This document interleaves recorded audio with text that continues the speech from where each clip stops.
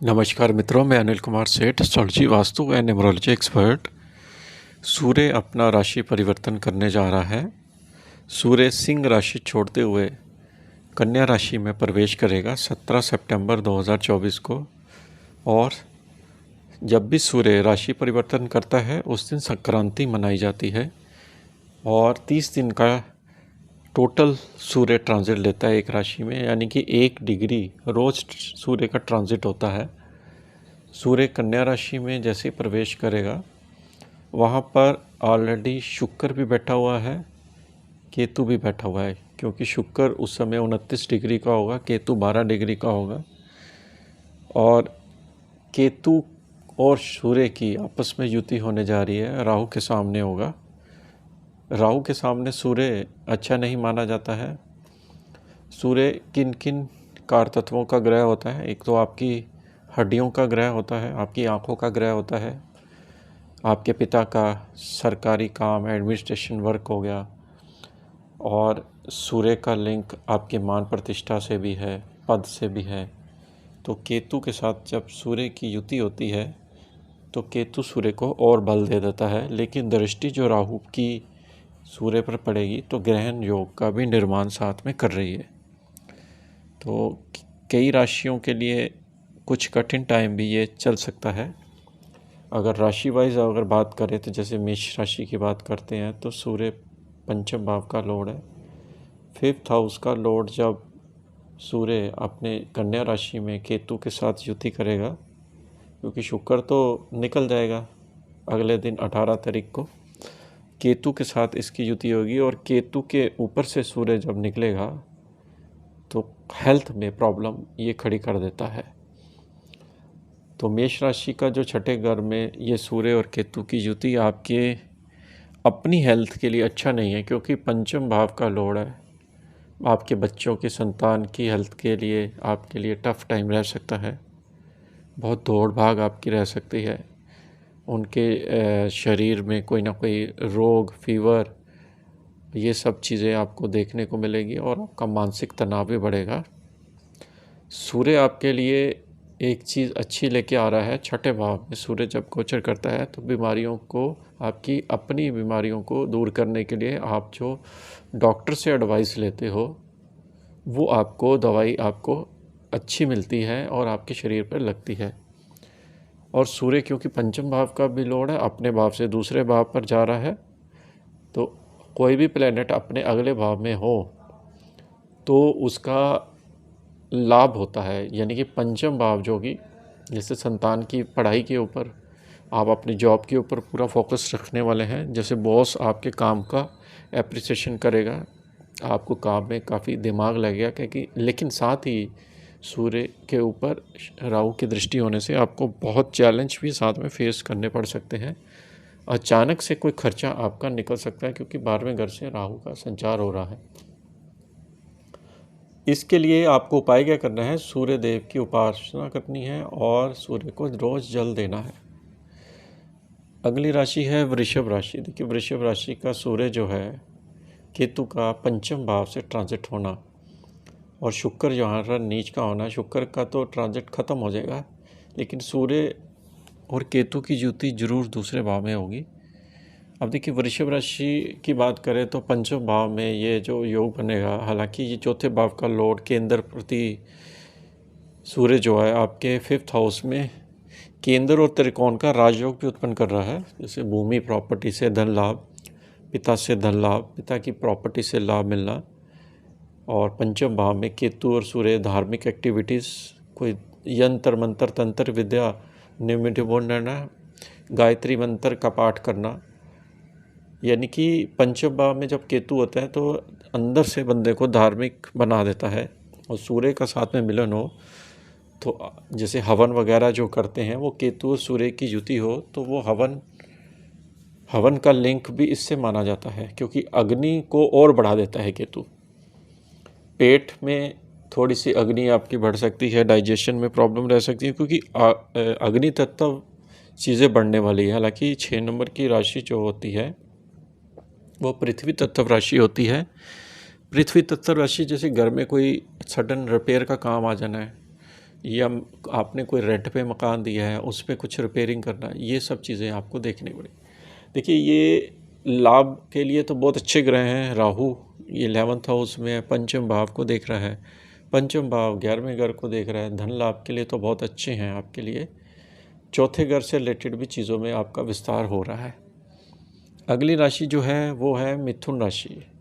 मिथुन राशि का अगर बात करें तो सूर्य और केतु चौथे भाव में आपके संचार करेंगे। चौथे घर में जब सूर्य और केतु संचार करते हैं तो आपके भाई मित्रों को लाभ मिलता है, क्योंकि तृतीय भाव से वो अगले स्थान पे है। हालांकि ये आपके चौथा भाव जो माता भूमि आपका जो उसका भी डिपार्टमेंट माना जाता है, चौथे भाव से जब निकलते हैं तो आपको अपनी माता की सेहत पर ध्यान देना है, क्योंकि पापी ग्रह चौथे घर में जब केतु राहु होते हैं तो वो बड़ा उत्पाद मचाते हैं और घर की चीज़ों को डिस्टर्ब करते हैं। सूर्य केतु की युति चौथे घर में होने से आपको जैसे घर के अंदर आपका मन ना लगना, क्योंकि ये चंद्रमा का घर होता है और सूर्य अग्नि तत्व प्लैनेट है। अब यहाँ पर चौथे घर में आने से जैसे घर में मन ना लगना, काम में प्रॉब्लम आना, ये सब चीज़ें देखने को मिल सकती है। और पिता के स्वास्थ्य में हानि, हार्ट ट्रबल होना, क्योंकि चौथा घर मेडिकल एस्ट्रोलॉजी में हार्ट का भी होता है, तो आपको यहाँ पर ध्यान रखना है हार्ट से रिलेटेड चीज़ों का। और दृष्टि जो पड़ रही है वो दशम भाव पर जा रही है इसकी, मिथुन राशि की जो ग्रह बैठे हुए हैं उसके दशम भाव पर राहु है। हालांकि राहु की पोजीशन आपके लिए अच्छी है, लेकिन साथ में कोई ना कोई सरकारी चीज़ों से प्रॉब्लम आपको यहाँ पर फेस करनी पड़ सकती है, इसलिए थोड़ा सा सतर्क रहें, सूर्य का उपाय जरूर करें। अगली राशि है कर्क राशि। देखिए कर्क राशि का सूर्य केतु आपका तृतीय भाव में जाएगा। सूर्य है धन भाव का लॉर्ड और केतु के साथ तृतीय भाव में होने से धन में वृद्धि, मित्रों से सपोर्ट, पिता से सपोर्ट, आपका कोई काम बनेगा, बिजनेस बनेगा, आप कोई ऑनलाइन बिजनेस कर सकते हैं, आपके लिए बहुत अच्छा है। तृतीय भाव में, तृतीय भाव में सूर्य केतु की युति आपके भाई बहनों के हेल्थ के लिए अच्छी नहीं है। आपको कंधों में दर्द, देखिए हर प्लैनेट के अच्छे भी स्वभाव होते हैं, बुरे भी होते हैं, और केतु और राहु के स्वभाव ऐसे ही हैं। हर प्लैनेट के इस तरह से आपको फलित करना होता है ज्योतिष में। तृतीय भाव में केतु और सूर्य की युति हड्डियों में आपको, कंधों में दर्द, गर्दन में सर्वाइकल की प्रॉब्लम, ठीक है। जो तृतीय भाव की कन्या राशि है उससे रिलेटेड बीमारियों को आप देखिए, वहाँ पर आपका सूर्य केतु का योग बन रहा है। राहु नवम भाव में होने से धर्म की यात्रा, धार्मिक एक्टिविटीज़ से आपको धर्म से लाभ और आपके व्यापार में वृद्धि के योग भी बनेंगे। बहुत अच्छा संबंध बन रहा है दूसरे घर के साथ कनेक्शन, यानी कि फैमिली से आपको धन का लाभ यहाँ पर पूरा मिल रहा है। अगली राशि है सिंह राशि। सिंह राशि की अगर बात करते हैं तो सूर्य आपका द्वितीय भाव में केतु के साथ युति करेगा। द्वितीय भाव केतु के साथ सूर्य के साथ युति होने से आपका तो लगन का लॉर्ड है, लगन का लॉर्ड तो अच्छा होता है, तो द्वितीय भाव में होने से आपको लाभ देगा, पारिवारिक संपत्ति बढ़ेगी। केतु सूर्य को बल देता है और आपका धन, फैमिली इनकम बढ़ेगी, कहीं से धन लाभ मिल सकता है। वाणी आपकी थोड़ी सी रूढ़ी हो सकती है, क्योंकि दूसरे घर में जब भी गर्म प्लैनेट आते हैं स्वभाव वाले तो रूढ़ी वाणी हो जाती है। आपको गुस्सा बहुत तेज आने वाला है इस समय। जैसे आप कोई ऑर्गेनाइजेशन चलाते हैं तो स्टाफ के ऊपर आपका गुस्सा बढ़ा से निकलने वाली है, इसलिए गुस्से को कंट्रोल रखें। गुस्से को कंट्रोल रखेंगे तो स्थितियाँ बढ़िया सामान्य रहेंगी आपकी और आपका धन का लाभ भी होगा। राहु की दृष्टि सूर्य पर होने से आपको मानसिक तनाव रह सकता है, शारीरिक कष्ट रह सकता है, इसलिए ध्यान रखें। अगली राशि है कन्या राशि। देखिए कन्या राशि का सूर्य केतु आपका फर्स्ट हाउस से संचार कर रहा है, 7वें घर में राहु है।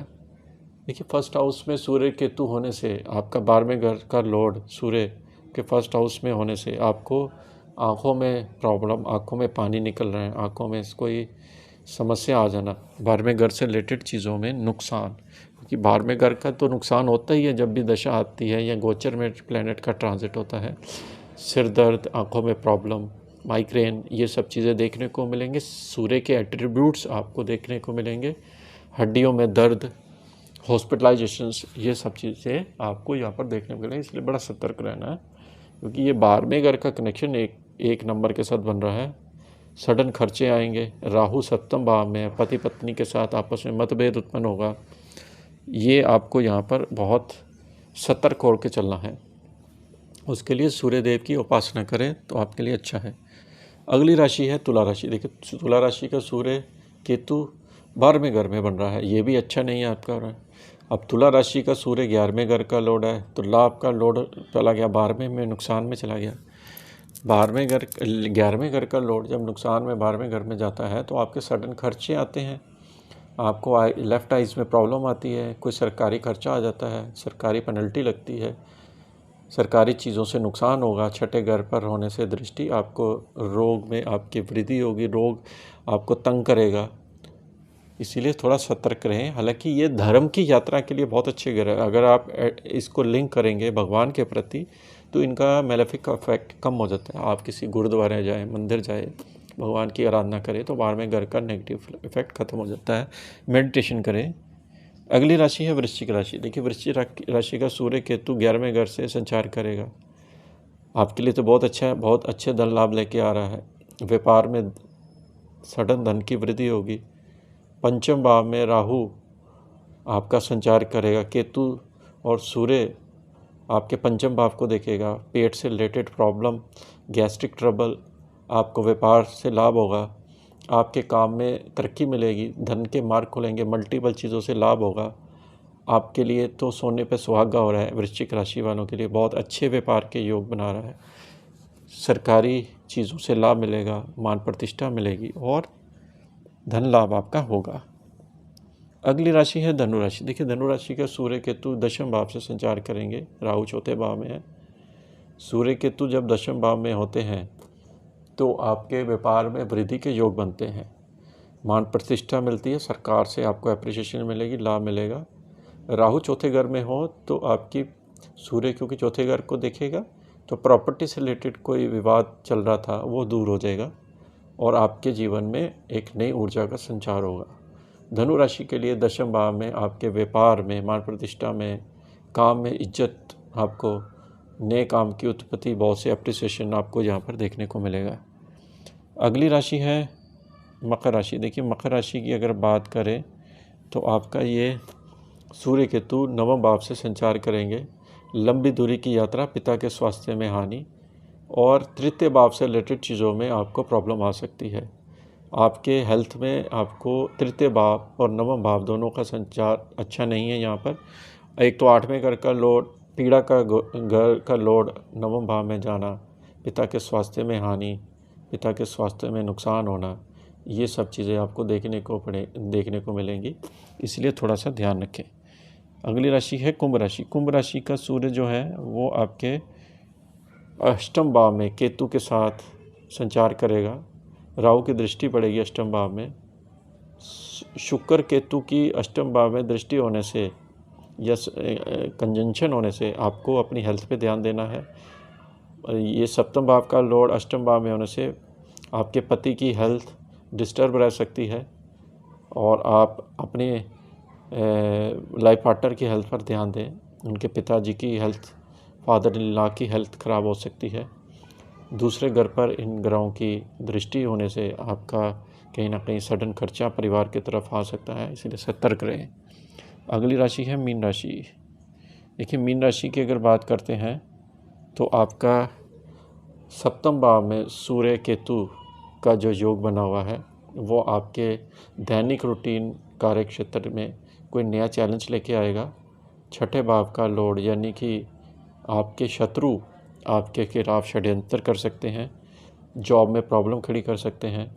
राहु लगन में होने से, सूर्य सामने होने से आपके करंट जॉब में बॉस के साथ आपकी बहस हो सकती है, जॉब सडन जा सकती है। 60-70 का दौर आपको चल रहा है तो आपको अपनी जॉब को बचाने के लिए सूर्य की आराधना करनी है। तो ये तो था दर्शकों सूर्य का गोचर। आपको कैसा लगा आप जरूर बताएं। इसके साथ ही हम आपसे आगे लेते हैं। नमस्कार।